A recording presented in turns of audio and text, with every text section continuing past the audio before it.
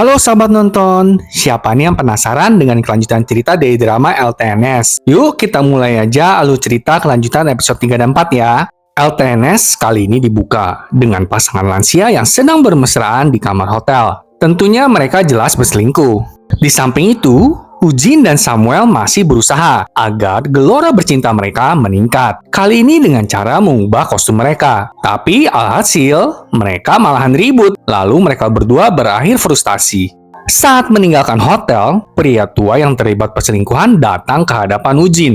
Setelah menyadari bahwa pria tersebut sedang berselingkuh dan juga sepertinya orang kaya, Ujin langsung menjadikannya target bisnis pemerasan berikutnya. Pagi-pagi, Ujin menemui Samuel, dan Samuel menegurnya. Karena kalau setiap mereka berantem, Ujin seperti pergi gitu aja, bukannya menyelesaikan masalah mereka. Tapi Ujin bilang, sekarang aku ini mau ngomongin pekerjaan, bukan tentang kita. Mereka kemudian membahas tentang pria tua itu, yang namanya adalah Pakang. Ternyata Pakang nggak cuma kaya, tapi juga cukup ternama. Usaha Pakang tentang bebatuan gitu. Ujin juga mengatakan kalau sekarang dia mau memeras kedua belah pihak. Jadi nggak cuma si cowok aja atau si cewek aja, tapi keduanya. Namun secara terpisah, supaya penghasilan mereka juga jadi berlipat ganda. Besoknya, Samuel mulailah menguntit si Pakang ke tempat kerjanya. Samuel dan Ujin juga membuntuti saat Pakang dan selingkuhannya pergi untuk mendaki gunung. Mereka terus membuntuti Pakang sampai berakhir ke sebuah dermaga. Di dermaga itu ada resort kecil-kecil gitu. Akhirnya Ujin dan Samuel yang mau nggak mau ngikutin si Pakang. Cuma karena resortnya itu satu-satu gitu dan di atas air, maka perjuangan Ujin dan Samuel kali ini double deh.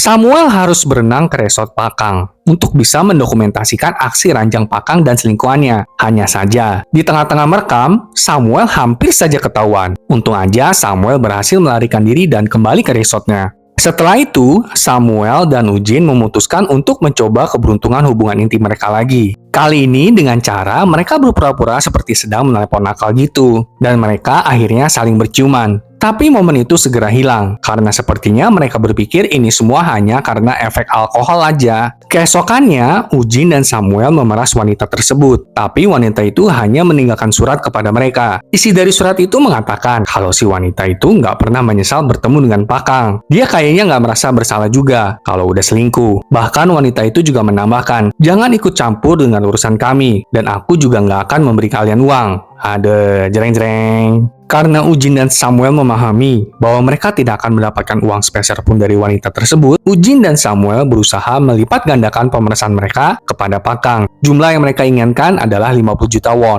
Saat Ujin dan Samuel memeras Pakang, Pakang meminta Samuel untuk datang ke tempat kerja Pakang dengan menjanjikan akan memberikan uang tebusan tersebut. Namun ketika Pakang tiba di tempat janjian mereka, lelaki tua itu melompati Samuel dan mulai menghajarnya dengan marah. Samuel terluka parah karena pak tua itu. Bahkan sampai giginya copot. Namun, secara mengejutkan, setelah Samuel digebukin, Pakang malah mengajak dia ngobrol. Dan Pakang malahan memberikan tawaran kerja kepada Samuel sebagai ganti uang tebusan. Pakang meminta Samuel untuk menandatangani kontrak fotografi, agar Samuel memotret batu-batu untuk pekerjaan Pakang. Dan supaya istri Pakang tidak curiga dengan pengeluaran uangnya. Samuel awalnya ragu-ragu, namun Samuel akhirnya setuju untuk menandatangani kontrak dengan Pakang. Ujin kaget dan sedih banget ketika ngelihat suaminya digebukin sampai hancur babak lebur. Dan pada akhirnya, Samuel menunjukkan kontrak yang dia buat kepada Ujin. Mereka juga mendapatkan uang 40 juta won setelah dipotong pajak dan segala macam. Dan mereka juga diperlihatkan kalau mereka bergairah dengan pekerjaan baru mereka.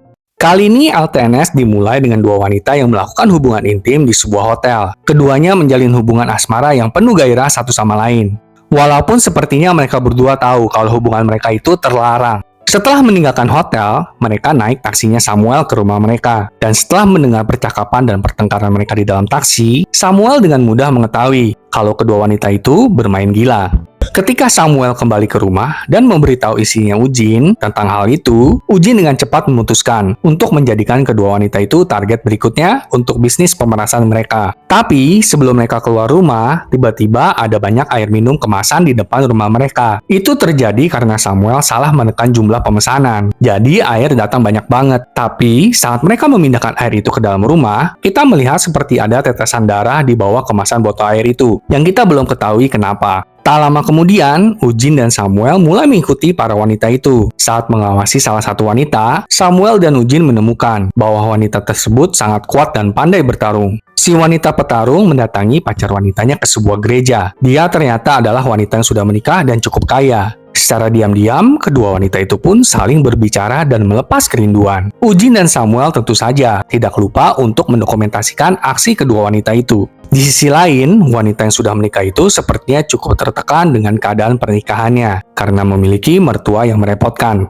Ibu mertuanya juga terlihat mengeksploitasinya demi uang. Ibu mertuanya bahkan menyimpan untuk dirinya sendiri 2 buah patung angsa yang terbuat dari emas murni. Emas itu sebenarnya diberikan oleh orang tua wanita itu. Tapi si mertua berencana untuk memberikan emas itu kepada calon mertua putrinya. Malamnya, si wanita yang punya suami melampiaskan kemarahannya di sasana wanita petarung. Mereka juga saling bersenang-senang bersama. Tentu saja, Samuel dan Ujin gak lupa dong untuk mendokumentasikan aksi ranjang kedua wanita itu. Karena Samuel dan Ujin tahu kalau salah satu pasangan itu adalah seorang wanita yang jago bertarung, maka mereka jadi memutuskan untuk mengirimkan surat pemerasan hanya kepada wanita yang punya suami saja. Setelah mengetahui bahwa dirinya diancam dan diperas, si wanita menikah mendatangi wanita petarung untuk menuduhnya kalau surat pemerasan itu dikirim oleh wanita petarung. Tapi tentu saja, wanita petarung dengan marah-marah mengatakan kalau itu bukanlah ulahnya. Wanita menikah kembali ke studio tempat kerjanya dan membuat sepasang lilin angsa berwarna emas. Kayaknya dia mau ngakalin mertuanya deh. Dan benar aja, si wanita menikah menukar angsa emas asli dengan angsa lilin. Kemudian wanita menikah itu meletakkan angsa emas asli ke lokasi yang telah ditetapkan oleh Samuel dan Ujin. Samuel dan Ujin langsung aja mengambil barang itu tanpa mengetahui apa isinya. Tapi ternyata wanita petarung menunggu dan mengejar mereka. Ujin dan Samuel berusaha sekuat tenaga untuk kabur bersama angsa-angsa itu. Ujin dan Samuel akhirnya berpencar. Ujin membawa emasnya, sedangkan Samuel membawa tasnya untuk mengelabui si wanita petarung. Samuel akhirnya terjatuh dari motornya, dan kecelakaan itu membuat Samuel terluka dan pingsan. Di tempat lain, wanita petarung menangkap Ujin dan memukulinya. Ujin memohon maaf kepada wanita petarung. Tapi pada saat itu, wanita yang sudah menikah menelepon wanita petarung dan memintanya untuk membiarkan Ujin mengambil emas-emas itu dan melepaskan Ujin. Ujin dan Samuel akhirnya berakhir di rumah sakit, dan keesokannya Ujin mencoba menjual emas dan tas yang dia dapatkan. Tapi pemilik toko itu mengatakan kalau lebih baik Ujin jangan menjual emas sekarang, karena nanti akan lebih naik lagi harganya. Kita kembali ke Samuel. Samuel dirawat di rumah sakit karena dia terluka cukup parah. Samuel kemudian menelepon seseorang wanita yang bernama Jung Min-soo dan mengatakan kepada Min-soo kalau dia adalah orang pertama yang muncul dalam pikirannya setelah dirinya sadar. Wah, ada apa dengan Samuel nih sahabat nonton? Kayaknya menunjukkan gelagat-gelagat kalau dia akan selingkuh. Apa jangan-jangan Samuel kena amnesia ya? Atau Samuel selama ini menyembunyikan sesuatu dari Ujin? Mau tahu gimana kelanjutannya? Saksikan minggu depan ya sahabat nonton. Sampai jumpa!